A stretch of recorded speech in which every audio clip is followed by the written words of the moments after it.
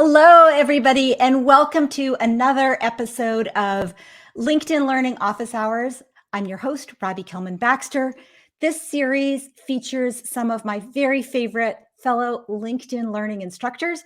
We're going beyond the courses and talking about key skills that are required to thrive in today's work environment. Please say hello in the chat. Let us know where you're tuning in from. Let us know if you have any specific questions that are, burning on your mind that we can help you with, and share your comments as well. We appreciate you being here today. As you probably know, today we're talking about customer success with my special guest, Rick Adams. Rick has always had a fascination for technology and innovation. He loves how science and creativity combine to generate something new and unique. He was technical director of a startup software firm where he helped a lot of blue chip companies with challenges around workforce productivity, understanding customer needs, how to reduce time to market, how to be more efficient, how to be more effective with customers. Then he ran his own software as a service company, so he understands it kind of from both sides, and found out that customers have a value, that customers value business results and want to be able to measure them. Rick sold his company in 2012, but he's still really focused on maximizing business value. Now his consultancy focuses on advising and training organizations for consultative selling, business outcomes, and customer success management to maximize the value of one's investments. He's consulted with and trained thousands of professionals, 30 countries, 4 continents. I guess no customers in Antarctica yet.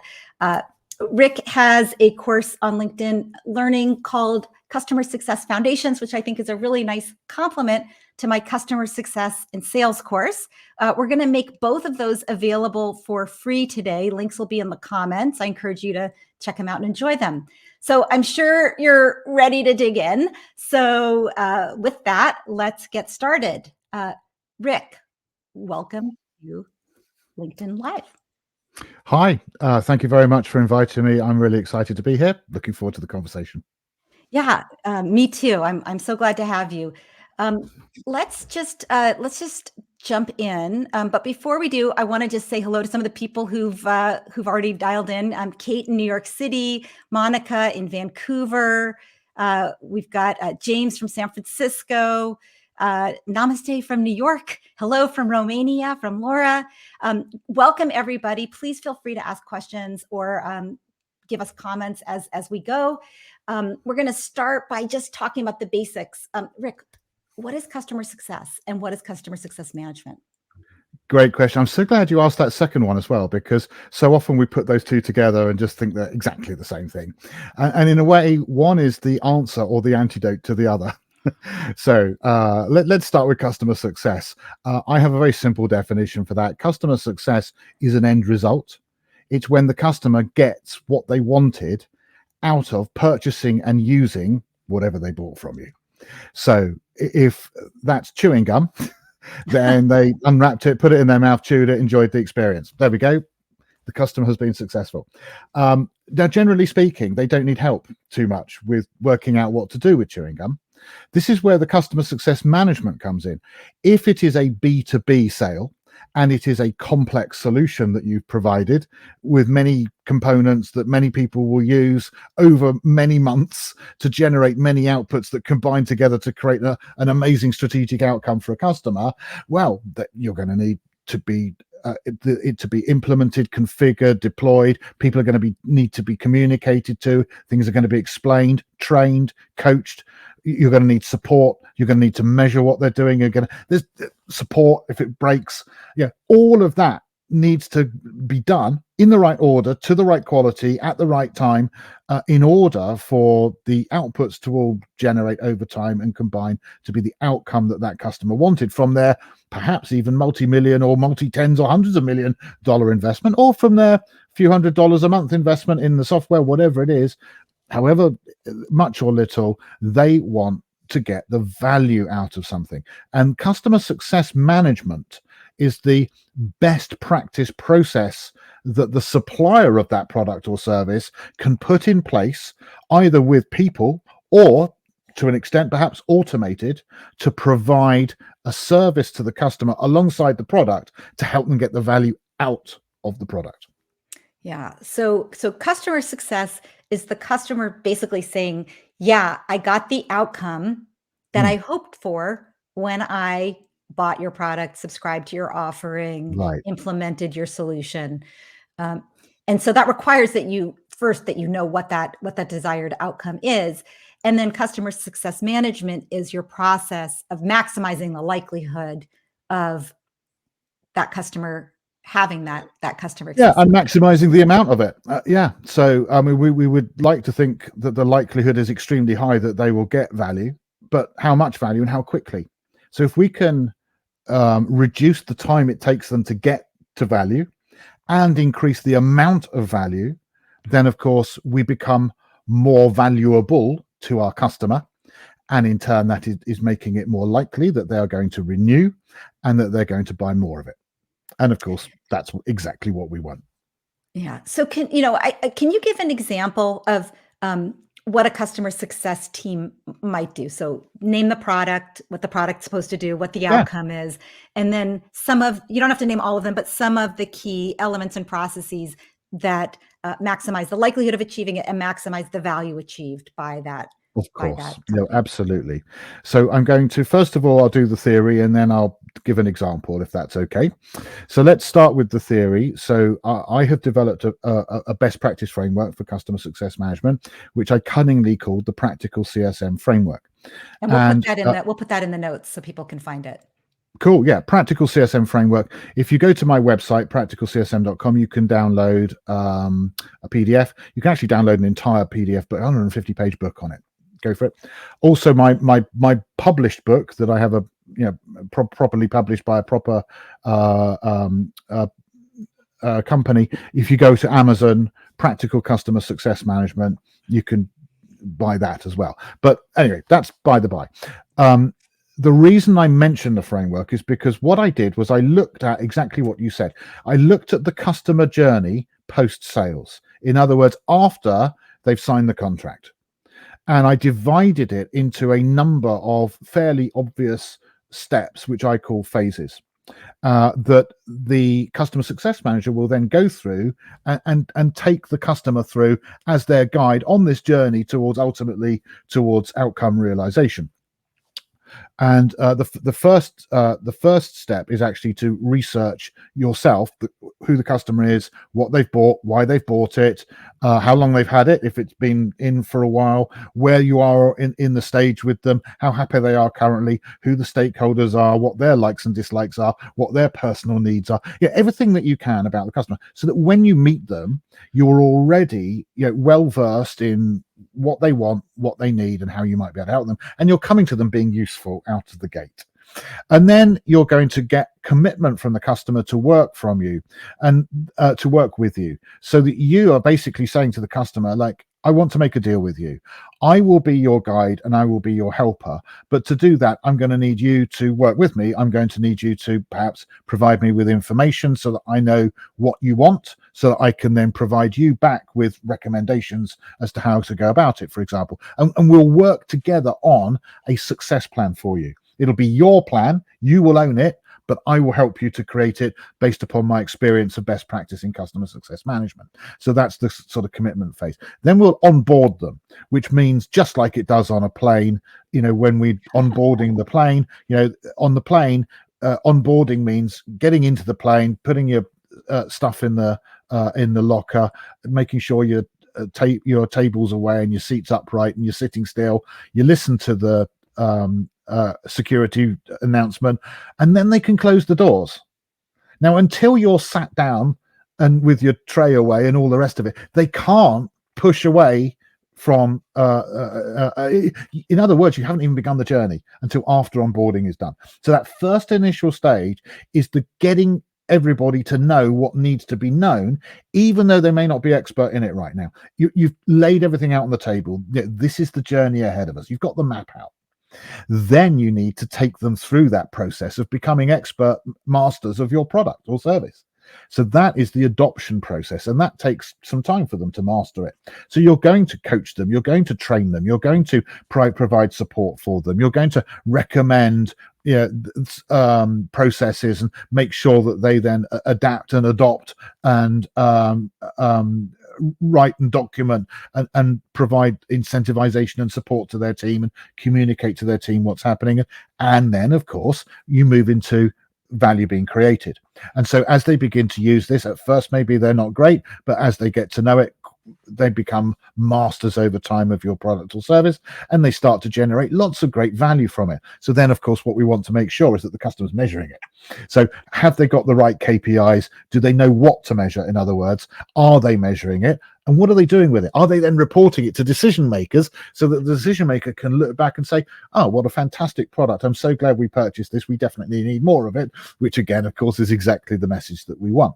So that's the value realization phase. And in this phase also, we're at this time, we're telling them about the new stuff that's come into the version X upgrade of our product or service.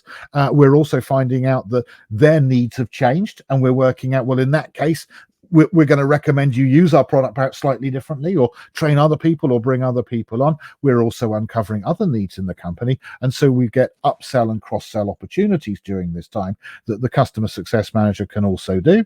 And we are also, because we are handling and managing relationships, we are developing deeper trust relationships with business decision makers, hopefully in the client organization, which gives us more scope and opportunity for more sales within that organization. And we're asking for and getting advocacy from our clients, in other words, case studies and testimonials, etc., which we can use in our marketing to get more customers as well. So there's all sorts of things. Oh, and by the way, also we're feeding back what the customer is telling us about our products and services to the product team. So for example, they might say, well, yes, I know you taught us that the correct way, but we've found it's much easier for us if we go to this page, press that button, and then just ignore that bit and go straight to this bit, do these three things and press that, and we get pretty much what we need, but a third of the time spent. That you need to tell the product team that, because they might be able to adapt the product to do exactly what these people are doing as a cutting a corner way and make it the official way. We've improved our process, we've refined and this, and we can push that out to all our customers now as a better quality, more efficient, more productive, higher quality product. And that's obviously the type of learning we want to learn, is how it gets used on the ground.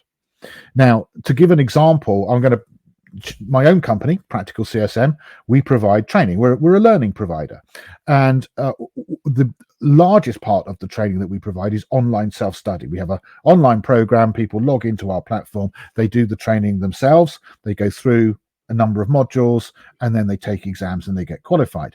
Now, that big program, a certification program, that could take them 8 months or even a year to get through.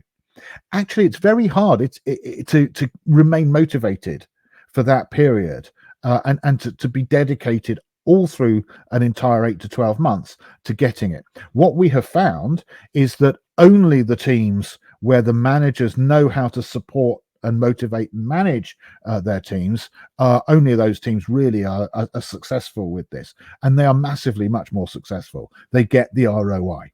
And so we put together a customer success service. We work with the team leaders right at the beginning. They make the purchase, we introduce their CSM, and then the CSM will sit down and build a success plan. How are you going to communicate what you're doing to your team? How are you going to motivate and incentivize them and reward them? How are you going to support them? What are your expectations on a daily, weekly, monthly target basis? What are the milestones? How are you going to measure it? How are you going to then know whether they've achieved those or not? What are you going to say and what are you going to do? And we build this entire sort of communication plan and launch plan and roadmap with them, and then help them to implement it en route with quarterly business reviews and all the rest of it, so that they can do. And the difference is absolute chalk and cheese, I promise you. The difference is between a company that wanted customer success management and purchased it and didn't get a lot of value out of that training, and a company that got masses of value out of it, and the team enjoyed the training, and they are now actually delivering a higher quality customer success management service because of the training, and we can sort of prove it by the measurements. that is what customer success managers do. And if you go to our website, you'll see lots of testimonials, because one of the things we do is we make sure we ask for advocacy every single time. So glad you said that. Would you mind writing that down and allowing us to use that in our marketing? So there we go. Yeah, no, super helpful. So much there to unpack, and make sure people are getting. I loved how you broke out the phases. There's the commitment phase, there's the onboarding phase, which is a place where I spend a lot of time.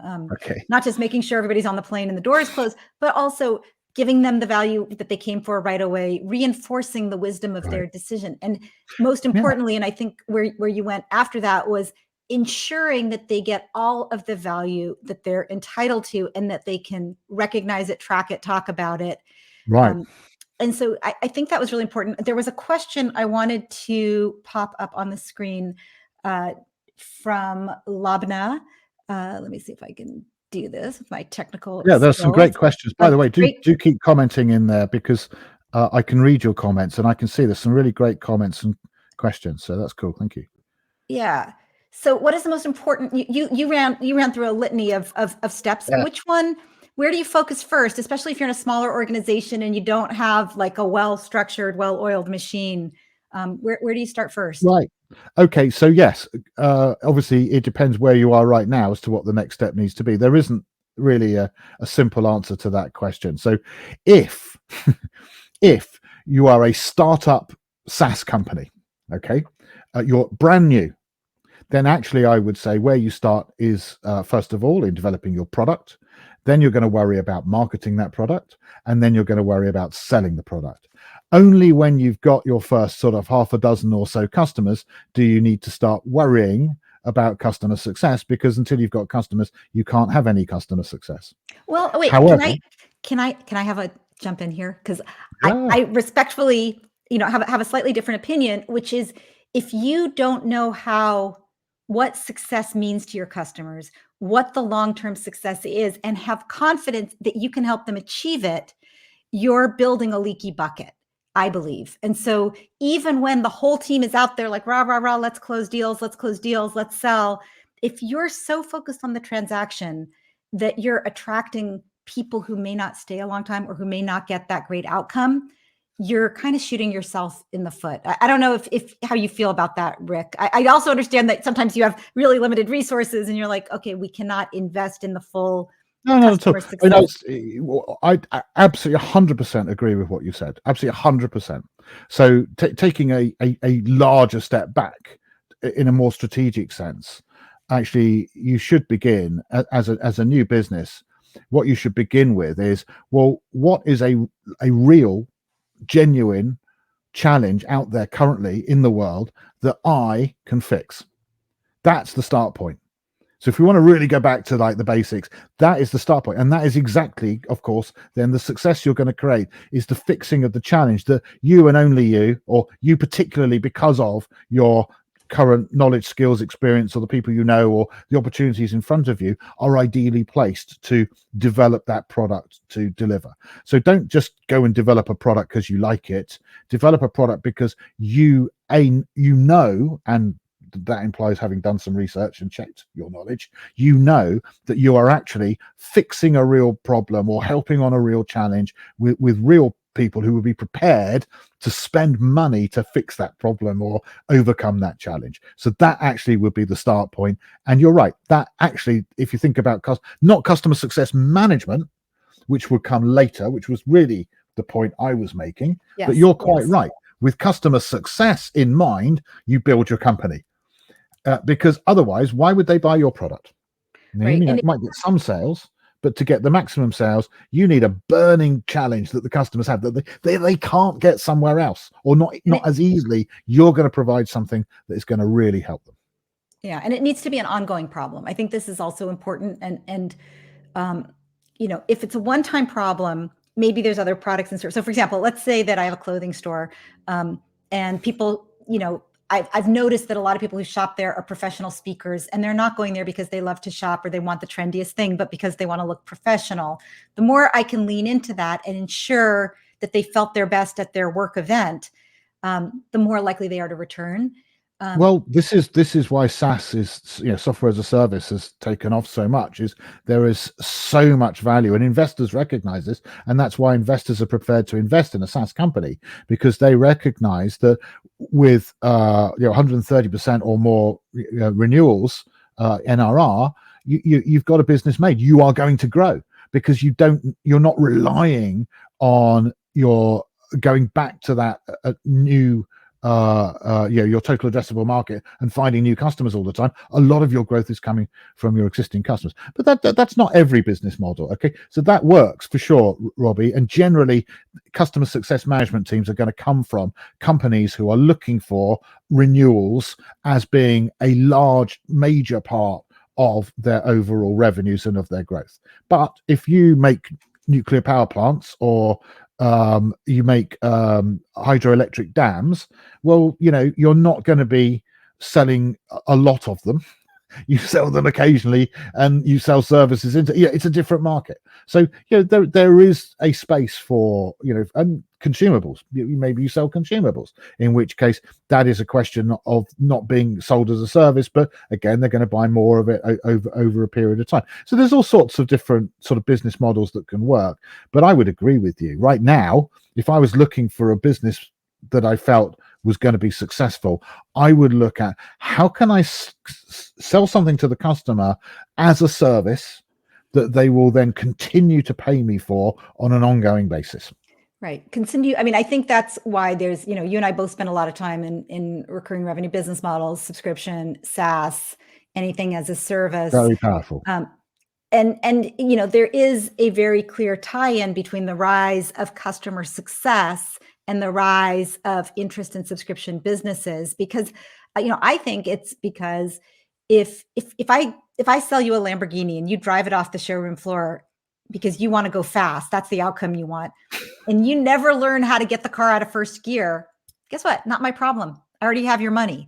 If I wrap it around the nearest lamppost, also not my problem.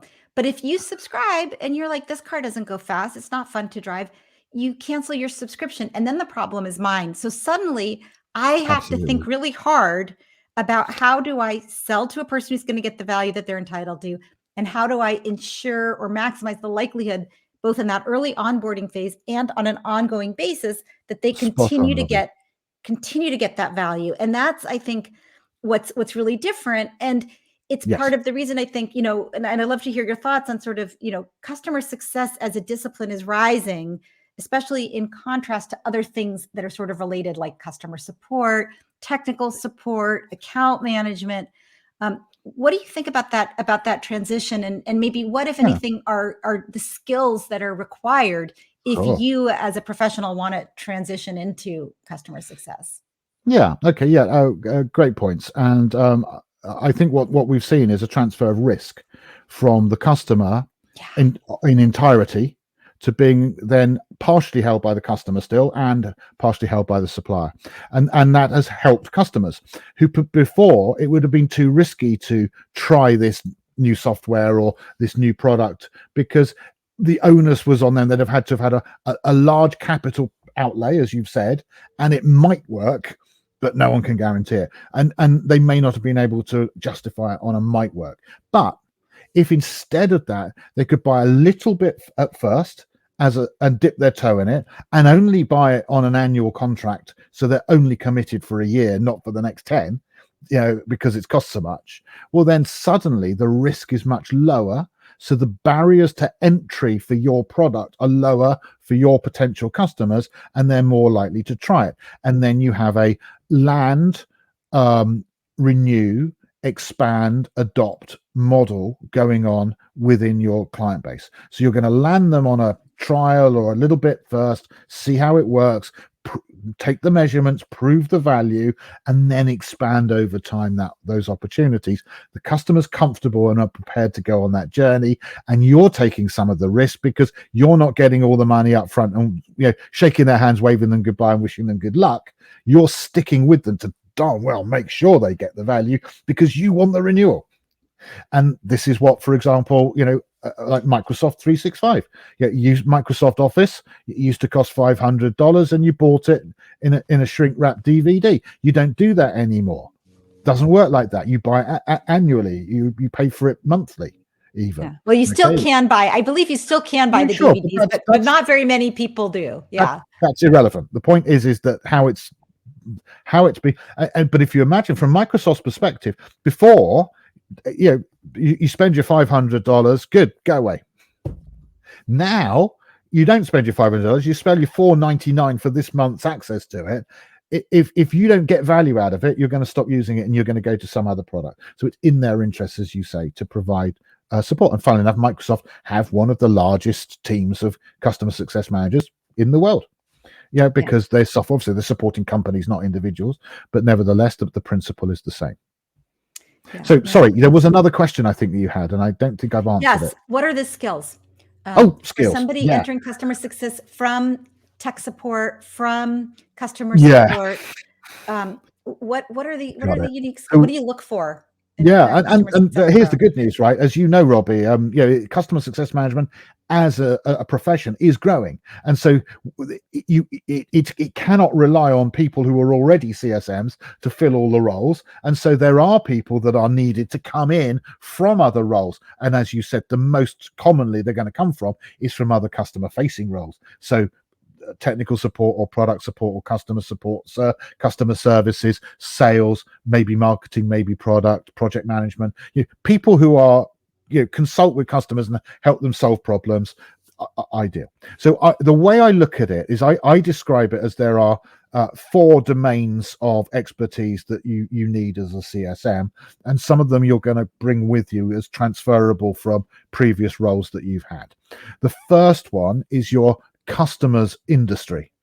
So if you sell software to accountants, then you need to understand accountancy, because otherwise you don't talk their language, you don't understand their pain points, you don't know their problems and challenges. They're going to have to tell you all of that. They're going to be rolling their eyes and thinking this is a waste of time.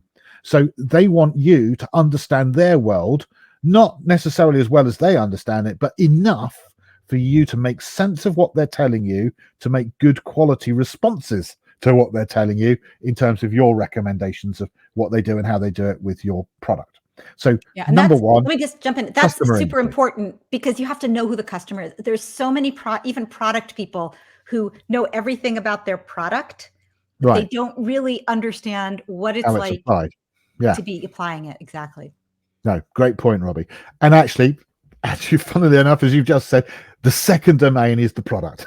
Yep. So number 2 is the product. So if you sell accountancy software, do you know how it works? Do you know what the different functions do, why they do it, and what the benefit of doing them is? Now, you don't need to be the ultimate subject matter expert in the product, in just the same way as you're not necessarily the ultimate subject matter expert in the field of your customer, but you need to know it well enough to recommend to the customer, well, because you've told me about the challenges and problems you've got, that's that domain we talked about a minute ago. Now in the domain of my product, I can tell you, yes, we can fix those problems, and these are the features and functions that would be relevant to you, and this is the type of training that you're going to need your people to go on, and this is the type of process, and this is the amount of effort that you're going to need to put in to get it working. So you've got to have that kind of product knowledge.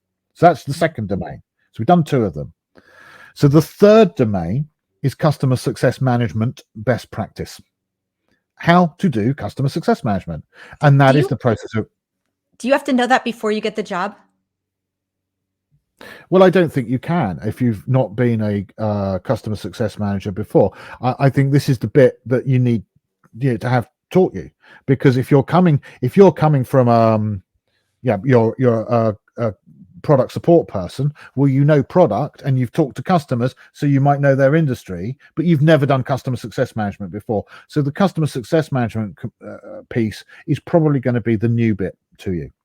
So domain number 3, customer success management best practice.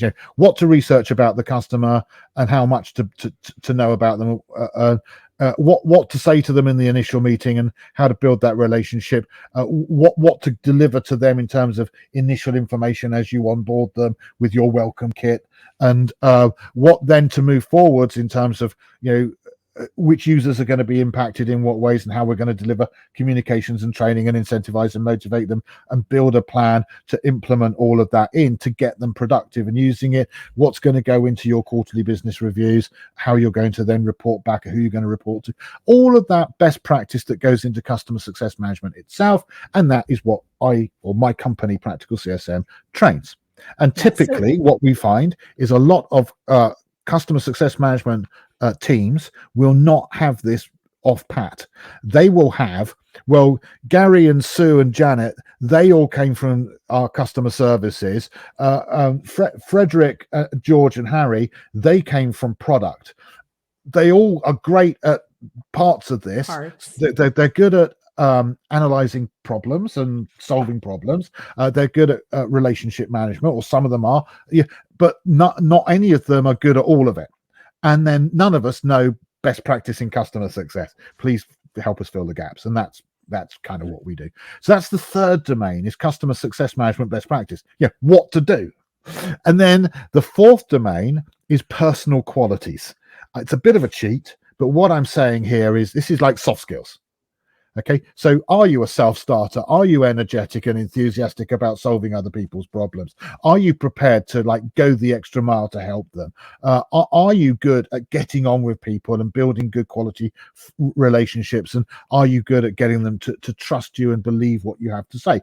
Are you a clear communicator who can explain maybe difficult concepts and complicated technical information to non-technical people, and vice versa, translate from a technical person to a business person where necessary? Are you able to see the bigger picture and hold all these different threads together and project manage it to a conclusion that's satisfactory for all, and balance it all in? Are you able to negotiate an outcome with a number of different stakeholders who all want different things? Well, some of those are personal. I don't know. Some of those are personal qualities. Some of those feel like things that can be learned. But what I think is important is that for the personal qualities, do you like people? Are you problem solving oriented? Are you perseverant? Are you curious? All of those things. I think those are things that people listening might say, yeah, that's me. That's what I do. Maybe this is a good field for me. They need to understand the product and the customer. I think, a lot of people are saying, well, I come out of that space, right? I've been in customer support, or I've been a product manager, or I've been in sales. So I understand the customer. I understand the product. And then that last one, your third item, the one around, customer success management, I think, and you can agree or disagree or share your thoughts, that somebody coming into the role, they're not necessarily expected to know, certainly not how that particular organization runs customer success management, what their specific tactics are, but they should have a good sense of kind of big picture. These are the kinds of tactics that are being used, and these are the kinds of objectives that are being achieved. And if you come into an organization that doesn't have that, those are great questions to ask. How do we do? Is this systematic? Is it kind of one-off? Do we have processes? What are the processes? How do we track? What are the templates? And I think, just one more point is, if you're looking at these kinds of jobs, taking a class, reading articles about kind of the frameworks and the best practices in customer success management, that's going to make you stand out, I think, in an interview. Even if you haven't done the job before, if you sort of say, look, I know the product, I know the customer base, I love people, I'm very proactive, and I have an understanding of what customer success is supposed to do and what it looks like when it's done right. Well, if I was interviewing for a customer success management role, I would consider people who did not already have customer success management on their resume. However, if they got as far as initial interview and they hadn't bothered to done the research to find out what customer success management involved and what the major components of the role is, they would get no further. So there's my answer to you there. Right. No, absolutely. Let's take a few questions and do a few comments. Yeah, I'd love that. I've really been ignoring it. The conversation's interesting, and there's lots to share. Here's one. In your experience, what mistakes do companies make in the customer success journey? I think actually there's a couple of points that I think we mentioned a little bit earlier on, and also I think it came up in one of the comments in the chat earlier as well, which I thought was a really good comment. Is I think that companies, typically what we see, and the reason why companies engage with us practical CSM is because what happens is they grow customer success management organically on some kind of expectation that because you've now got a customer success team, you've got customer success.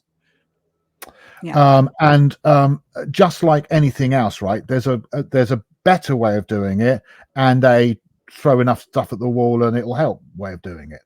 And initially, for a lot of small businesses, they don't have like the time and the money and the process type people involved. They're not like that in small businesses, and so smaller businesses will tend to like end up with an organic customer success management team who know what they know, don't know what they don't know, and do it the way they do it without necessarily having thought through it or had the luxury and the time of documenting it all. And they come to us going, we've grown, there's 12 of us or 20 of us now. We can't carry on like this. We need to do it properly now.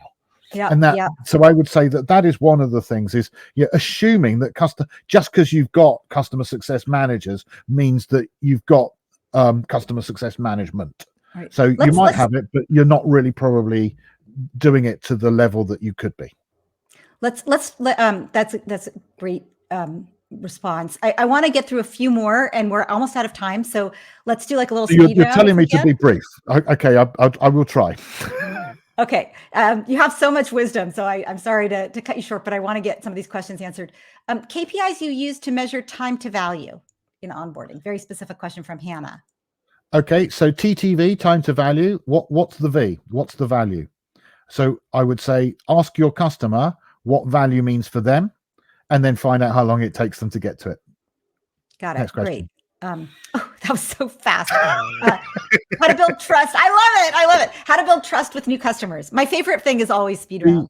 Be completely honest and genuine with them at all times. Never, ever fake an answer. Always tell the truth. If you don't know, say so and say what you'll do to find out. Be genuinely interested and concerned about them. Be on their path, not your own path. Make them the hero. Awesome. I love that. You don't have to know everything, but you have to be willing to help and you have to be honest. Yeah, totally. Okay. This one's from Mohammed. This relates to one of your earlier points when you were talking about the onboarding and know, articles and videos. What if the customer doesn't want to read or watch videos? Or they just want it to just work. I want it to just work. What if it doesn't just work? What do you do then? Well, that's go and beat up your product team to make a product that just works. And can I write that down? Go beat up product team. Yeah, totally. But that may be unrealistic, Mohammed, because complicated products, funnily enough, customers are going to need to put some effort in. But yeah, absolutely. Try and make the product as automated, as simple to use as possible. Make it so that you've got customer success built into the way the product works. Absolutely. Yeah, absolutely. And that kind of ties right into this next question. Tips to get more influence in a company where customer success is a new concept. What if the product manager doesn't let you beat them up? Absolutely. This is a not untypical problem. It's perhaps going away a little bit, but it's still here. Yeah. One of the unofficial roles of the CS team leader is to internally evangelize the importance of customer success management. It is very difficult to do if you do not have the sanction and commitment from the senior leadership team. This needs to come from the senior leaders. They need to be strategically explaining the vision of the company is that you are customer led. It's about the customer journey and about the customer outcomes. And that's what we care about the most. And part of our success is customer success, and it's a critical part of it. And the customer success management team are critical in managing the maximization of our customer success. So it comes from the top. Absolutely has to come from the top, but we also play a role. I ask lots of customer success managers, what do you do? And they cannot answer that question very easily. Oh, it's complicated. Yeah, I agree. It is complicated. So what do you do?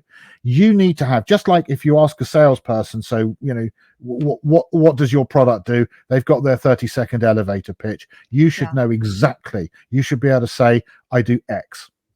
It's so funny. That is going to help you evangelize. When I'm thinking about what you said earlier about, if you want to be good at customer success, you start by knowing the outcome, and then you need to explain in a quantifiable way what it is. My outcome as a customer success manager is I help us keep customers longer, more profitably, happier, more referenceable, and all Lovely. of that is measurable. That's really nice. Basically, if you can explain it so your grandmother understands it, you're on the right tracks. If you explain it and it's too complicated for your grandmother to understand it, you haven't yet distilled what customer success management is into a suitable way to go and evangelize it to the rest of the company. Yeah. Okay.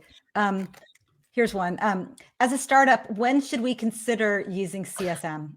That was the journey I was going on with that original conversation where you kind of stopped me there. So I would say, yeah, it's at the stage when you've got your first 5 or 6 customers, you need to start then worrying about retention. So I would focus on getting those first 5 or 6 customers, and you're going to learn from them what they want and what their needs are, by the way, because you don't know what management you need until you've got some customers to manage, and you will learn from them, what their problems and challenges are that are going to need the most help.